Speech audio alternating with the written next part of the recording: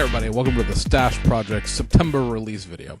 If you're new to our YouTube channel, I know we got a lot of views a couple weeks ago after we were advertised on one of the forums inadvertently. You may not realize this, but every month, beginning of the month, we do a forecasting video. It's not really a recap because we're not recapping what has happened. We're talking about what was going to happen. These will be the releases out of the Notebook of Knowledge for the month of September. Got quite a bit of stuff coming out of Japan as usual. Most of it is reissues of old kits that are being spot run. But we always start on the domestic side, so those people who don't want to hang on through all of the good models can go buy their crappy ones first. Okay, that's just being mean. There's nothing necessarily crappy about what Round 2's putting out this month. But speaking of crappy, we'll talk about Revell's kits. The kits that we're going to get this month, all two of them, are already out if you had a preferred provider retailer. And those are the pre-painted glue kits of the 2013 Camaro ZL1 and the 2013 Challenger SRT8. The other, I guess, semi-automotive release for the month of September would be the non-licensed Hemi Hydro, aka Hot Rod Hydro. I don't believe we really need to speak about that much more than that because it has a big block in it. And that's literally what the marketing says. Big block engine. It's a Hemi. It's always been a Hemi. This is a reissue of like a 1960s tool. And for some reason, they're either too cheap, too lazy, or unable to license the Hemi name for this boat, even though that's what it's always been called the entire time this tooling has existed. What more can you say about a company like that? Oh, let's say more about these pre-painted kits. They're awful. The actual principle of them, kind of neat. The execution of them, as far as the actual kit itself, is borderline awful, because I don't think giving these kids, a 10-piece snap-tight looking engine and stuffing it into a curbside chassis, meaning that all of the exhaust, all of the suspension, everything is molded into the chassis, and then shoving some wire axles through the mess, is introducing people to building a model kit. Go find me the, not a monogram kit, because we're going to go there in a second, but you'll find me a Revell kit, or any kit, other than something that's Japanese and curbside, or any of the Round 2 showroom replicas, that has a simplified construction like that. There isn't one. If you take your kit and you give them these pre-painted kits, and then you transition them, like keeping the tooling modern, because you figure that's where they're going to go, as far as being interested in cars that they see every day, they're going to go into like the 2010 Camaro SS, or they're going to go into the old 2009 Challenger SRT8, or maybe the 2013 Boss 302 Mustang. And they're going to be severely confused because the gap between curbside with an engine and the full detail 125 part kit is a chasm. There are only like 44 parts in the Challenger and 48 parts in the Camaro itself, and so that leaves the the gap being like 60 parts. They're not going to know what to do with all these individual suspension parts. They're not going to know what to do with like an 18-part engine that they have to actually put together. It's not just two halves being held together with a bunch of crap on top of it. I don't like that. Monogram, that was the way to go with these kits. Monogram, of course, for anybody who's, our age, and I've harped on this 2 weeks ago, put out a bunch of model kits that were 60 to 80 pieces, and they were all very simplified construction. All of the suspension was one piece up front and like maybe two pieces out back if the exhaust wasn't molded into the suspension and there was not a separate drive shaft. I don't think basically recreating the Round 2 showroom replica kit with an engine in it was the way to go with this. I saw some people recently online saying, well, it's great because these kits have the front and rear fascias attached, and it'll make it much easier to repaint. Well, you can't repaint them necessarily because none of these kits come with any decals. All of the decals that you see already on the kit itself are tampo printed on there. I mean, they'll come off with rubbing alcohol and not actually damage the paint underneath of it, but there's no decals to replace them with. Keith Marks doesn't do decals for these new kits yet. As far as like a modern car, his stuff's all usually in the 60s. And, so what are you going to do? Replace it with the Round 2 showroom replica thing? Why wouldn't I just build the showroom replica thing? Why, if the engine detail isn't that big of a deal to you, The other thing about the showroom replicas for the 2013 ZL1 having separate front and rear bumpers is you can combine it with the 2011 Camaro SS convertible and make a ZL1 convertible if you really wanted to. And you could also make a 2013 SS at that point. The options there are further, as far as I'm concerned, than there are with these pre-painted kits. Then you get into the actual pre-painted part itself. I've held both of these in my hand now. It's not a question of seeing something online and not liking it, because that's a way to deflect criticism of Revell, is saying that you haven't seen it, so you don't really know. You have to see it in person, man. I've seen these in person. The ZL1 has the decal on the hood applied directly over the runner nub. If this is a runner and here's where your hood attaches, this part right here was not sanded or finished or anything. It's a great big blob of raw. It looked like they just tore it off, not even cut it off the runner.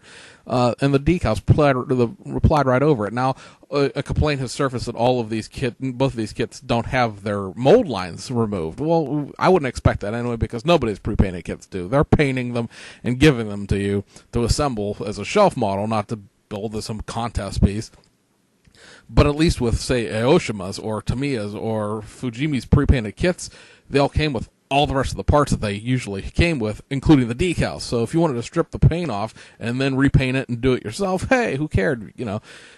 You could do it because the decals were there. The Challenger's decals are not even, not equidistant, meaning they're not the same length stripes. There's two white stripes going down for the car, the front to the back. On the roof in particular, they don't go from the windshield to the back glass. They go from somewhere in the neighborhood of the windshield to somewhere in the neighborhood of the back window. And, the end result is these kits, just the pre-painted part, looks worse than a $5 Walmart diecast. And you're trying to get young people, 8 to 13-year-olds, to build model kits, and I laud that effort. I think the getting more kids into the hobby is something you need to do in order to have the hobby survive. The big group of cranky old Luddite men are all going to be dead in 20 years, and that's not to be mean. It's just the facts of life. Nobody lives forever. I mean, us guys that are in our 30s and early 40s, we got 30 years or so before we're going to be gone, and you may not even make it as far as mechanically aptitude until then. I mean, you get arthritis, you get all these health issues, you can't see anymore. So you need the young blood coming in, and we have a kid in our club that's like 10, 11 years old. He comes in with his dad, so that's good to see. And to say there's no kids in the hobby. Well, there are. Maybe you just don't see them because a 12-year-old can't drive to a hobby show. So, they're out there, and we need more of them. I just don't think this way was the way to get them in as far as the way this is done, because of the chasm between how these kits are engineered and how the real kits are, and how junky they look. I don't think a kid is going to be impressed with that paint job when they're going to have to spend, this is probably a weekend project for a father-son or a father-daughter, or mother-son, mother-daughter. Hey, it's 2014. We're not going to, criticize who builds what, in what format. But these kits, they're, 4 or 5 hours probably, because you're going to have to paint the chassis, paint the interior if you want them to look really good. And, you're left with something that, in the end, you could have bought off the shelf for $10, played with it immediately, went back to your PlayStation. On to round 2. Round 2 is doing 4 kits in the month of September, 2 under the AMT name, 2 under the MPC name. The AMT kits are going to be a reissue. Remember, 3/4 to 98% of what round 2 does is reissues. Is the 53 Studebaker. This kit has been restored. That sounds like I'm in the South all of a sudden. This kit done been restored to its original format. It's been restored to the original Trophy Series 3-in-1 kit. This is kind of cool. It's not necessarily something in my wheelhouse as far as the subject matter or the timeline it's from, although I do have a fair share of 40s, 50s, and 60s domestic kits, and I kind of always wanted one of these 53 Studebakers. I don't know if I can make the commitment to it. I don't know if it's something that really interests me enough to buy it and build it. But the fact that it's been restored is cool because I appreciate the effort that Round 2 is putting into at least making these kits what they were. They understand that their niche market is the 60-year-old guy who's reliving his childhood right now, and that's where their cash is, and I appreciate that. I like to see them do some new tools of something along the line, but whatever. They know where their money's coming from, and good for them for it, because Revell has no idea where their money's coming from. The kit, like I said, is a 3-in-1. You can build stock, you can do a drag car out of it, you can do a Bonneville salt flat car out of it. All of the parts have been restored. It has tampo printed tires for the drag parts, and it's got the retro deluxe box art and all this happy nonsense. So that's kind of cool to see it taken back. It hasn't had all of its parts probably in 30 years. So kudos to them for at least making something that's different than how it's been released for the last couple 3 times. The other kit is the 33 Willys panel van. Now, this has always been a drag vehicle. It's never had the stock parts to it. As far as I know, it is being marketed under the 70s hot rod box art, and as far as the construction of the kit will also be from the 1970s. So it's been restored a little bit from how it was issued under like the 80s AMT Erdl name, but it is primarily original to the 1970s issue. I think also it has tampo printed drag tires. Over to MPC, they've got their 2. One of them is actually a new tool. This answers a question I don't think anybody asked, but they're doing a new snap-tight kit of the Dukes of Hazzard 5 times making this video, so we're just going to plow through it this time. The Dukes of Hazzard General Lee Charger. This sort of, like I said, answers the question nobody asked. I don't think anybody was like, hey, you know what we need? Another Charger and a snap-tight one of the General Lee. If you want to build an accurate General Lee and don't want to use the old NPC kit, you went off to the eBay or wherever and you bought some General Lee decals and you put them on a Revell 69 Charger. But anyway, this is like a 40 part kit. It's very simple, very simplified. I assume it's sort of aiming at the Revell snap-tie kits. You're sort of seeing a push to put out a bunch of these kits for children, basically, towards Christmas. Makes sense. The one thing we've seen about this kit is the fact that it doesn't appear to have the Rebel battle flag on the roof, which sort of ceases making it a General Lee at that point. The person who built the box art was told specifically not to put the General Lee flag on there after he had to use decals out of a glue kit because the pre-production kit didn't have decals. Warner Brothers wouldn't let them put the flag decal on the box art of the 1/16th scale General Lee, so it's a question of whether or not that'll have that flag in there. And I know there's a small but very loud proportion of the population, especially down in the South, who sees that flag as offensive. And if that's your position, so be it. But it's also part of what that car is. And it's sort of similar to saying we should take all of the Nazi flags and all of the, Stalinist Russia stuff out of the military guys' model kits because it's not historically accurate. Now, granted, the Dukes of Hazzard is not historically accurate anything, but it is, a show that was on TV, and it wasn't racist in that sense. So, anyway, we're not going to go off on that tangent. The other one is a 1/16 scale Buddy Baker 1973 Charger. This is a NASCAR vehicle. It has not been out in that configuration in more than 3 decades, and it has been allegedly restored to its original parts content. This is like the sister kit to the Richard Petty 1/16 scale NASCAR kit. I don't know what's different there. I'd have to go look. I think maybe Richard Petty's car was earlier than a 73 Charger. I think it was a 71. But at any rate, parts have been restored. It's all off that 1/16 scale chassis that you saw the Street Charger, then the General Lee, and then the Richard Petty car from. So the base is the same, but it's been restored to its original format. Kudos to them, again, for spending some money and realizing where their cash is coming from. They have a focus, and I appreciate them for having that focus. Now, on to the import stuff. Everybody can tune out that doesn't want to hear this. There's nothing right now we see coming out of Tamiya in September, and there's nothing coming out of Hasegawa in September. So everything September-wise is either Fujimi spot runs or Aoshima spot runs, plus they have a couple of modified tooling things coming out. So real quick through the Fujimi stuff, we covered this, I think, 2 weeks ago. They are putting masking seals in a bunch of old kits and reissuing them with these masking seals. Masking seals, for anybody who doesn't realize it, because nobody in America thinks this is a good idea either, are sort of a masking tape-ish like material cut pre-cut into the windshield diameter. You stick it on the inside of the windshield, and then you can paint your black window trim around it without having to either A, tape it off yourself, or B, slopping paint all over the window. And B seems to be a really popular way to go on internet builds anyway. So you're going to get, with the window seals, you're going to get a Nissan Mid-4, little mid-engine Nissan thing they tried there back in the early 80s. Daihatsu Move CX, Daihatsu Midget Type R and Type D, Honda Stepwagon Type G 4x4, or 4-wheel drive, I should say, not 4x4. It's not jacked up, it's just 4-wheel drive. 2 Toyota Estima Fabulous VIP style vans, one being just a fabulous van, and the other one being half window, meaning it has like the skylight moonroof version. Are also doing one of the Porsche 917K 1970 Le Mans car, and the Mitsubishi Pajero Mini. That would be the little tiny one. Remember we talked about the fact that Aoshima is doing the middle two-door Pajero VR2.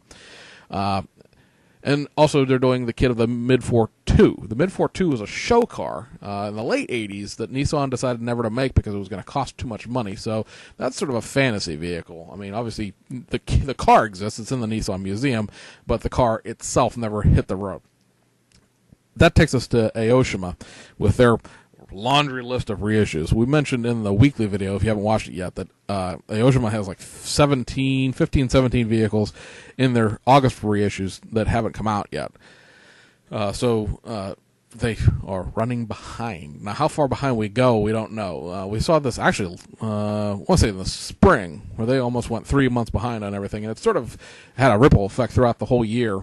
But, the kits they make are good enough that I don't care. And I realize that, that's sort of taking that attitude of just being happy the kit comes out. But it's not really. It's just I would prefer them to go through all of the extra tooling, cleaning, and, everything to make the best kit they can.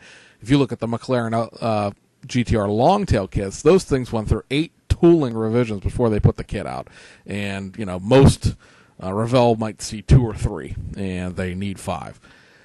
And that's not a knock on Revell because Mobius has the same problem right now. Mobius doesn't have anything coming out in September either because everything that they are doing is in like tooling reshot number 3, tooling reshot number 2. And, there's a point where you're like, if you guys did your homework up front and made a better R&D project out of this, you wouldn't have to constantly make tooling revisions that are major ones that constantly change the tooling itself. It's one thing to have to go back and fine-tune little tweak things. This is, this line's not where it's supposed to be. This panel is not as deep as it should be. But it's another thing where you have to borderline scrap the entire tool and start all over again. Which, of course, they don't do, which is why you get the Hudson that has the weird body, the Chrysler 300C that has the weird body, the chop roof Mustang LX, the Cuda that's wrong, the 67 Camaro that's wrong, the fact that Revell hasn't put out a decent kit since the end of 2012. Anyway, Aoshima, we're going to go new stuff first. There are 5 technically, new kits that are not reissues, direct reissues. They are 3 pre-painted kits, and I guarantee you they'll be better quality ones than the Revell ones. You're getting a Subaru BRZ and World Rally Blue and Toyota 86. Don't know for sure if they're going to have the left-hand drive and the Scion parts, but everything else has had them, so leaning towards yes, but won't know for sure. So don't get mad at me if they don't, and I didn't know. You're getting that in red mica and the the satin white pearl, which is a really cool color. It's a 3-part color if you try to order the paint in real life. It's a pearl clear over a satin white, and so it gets a really neat finish to it where it looks kind of dull, but it's shiny at the same time. You're going to get the number 44 Lark McLaren GTR Longtail. So finally, after many months of delay, allegedly, we'll see, since like I said stuff seems to be delayed even further, you're going to get the first of the marked, quote-unquote, the first GTR that has decals in it. The original one that came out this spring was a pre-production testing, or I should say a preseason testing and presentation piece. So it has some decals in it, but they're not racing decals. So this will be the first one of those kits. There's going to be 2 of them. One will come out at the end of the year that have decals in it. Now, we mentioned originally when we heard about this kit that the Lark sponsorship will probably not be there because Lark is a tobacco company overseas. So you may have to go shopping aftermarket-wise to get those tobacco markings. We'll see exactly what the decals look like when they come out. They're also, with that, going to be reissuing their detail upset, which comes with a bunch of photo etch, seatbelt material, and a whole bunch of goodies to detail your kit up. They're also going to reissue the 86 FRS detail upset, which will go with the 86 pre-paints, and they're also going to be reissuing the Volk Edition Rocket Bunny, which is the Rocket Bunny kit with the black box art. The other new kit that's coming out in September is a modified tooling reissue of their what is now almost 8-year-old GTR tooling. They keep tweaking it to update it, and in September they're going to update it to the 2014 Pure Edition specs. Now, what that's going to get you is a new shift knob for the interior, new side trim. There's a little, if you've never seen a GTR, on the fender, there's a little GTR logo that goes up right behind the driver and passenger fender. Those are new in 2014, as well as having a new headlight bucket, a new taillight buckets, and new clear glass pieces that fit over that. So it's kind of a very small modified tooling reissue, but it keeps the tool up to date as far as the market goes. The Tamiya kit's parked in 2008, and it's probably never coming out of there. Aoshima, it's done their 2008, and then they did a 2012, and now we're doing the 2014. We heavily suspect, although nothing is official, that there will be a left-hand drive export version of that kit. Don't know for sure, but we think there should be, because there always has been with the other ones. Going into straight reissues, you got 5 things, or I should say 4 things here. I have 4 of them marked, but I believe there's all 6 of these. Our best vintage car GT. Standard plate chassis. Huzzah. 1/20th scale Honda step van. This is a wild little kit if you've never seen it before. The Cedric 330 hardtop 2000 SGLE, as well as the Cedric Y30 Turbo Brougham VIP. Now, that is not a VIP in the sense of being, some big-wheeled lowered car. It's just what the car was called. It's a up-trim version of the Turbo Brougham. As well as the Savannah RX-7 1979 24 Hours of Daytona kit, and the 1970 Skyline 2000 GTR 4-door, and the 73 Skyline HT 2000 GTR. If those 2 Skylines aren't Best Car Vintage, they are part of the Skyline series, and they are motorized chassis. So they may not be the same motorized chassis as the Best Car Vintage kits, but they are nonetheless motorized chassis. Also, they're doing a reissue of the Skyline Super Silhouette KDR 30 race car, which is also an X-motorized curbside. Beyond that, you're going to get the R32 Skyline GTR with an engine, the Daihatsu Copen 10th anniversary issue kit is being brought back out.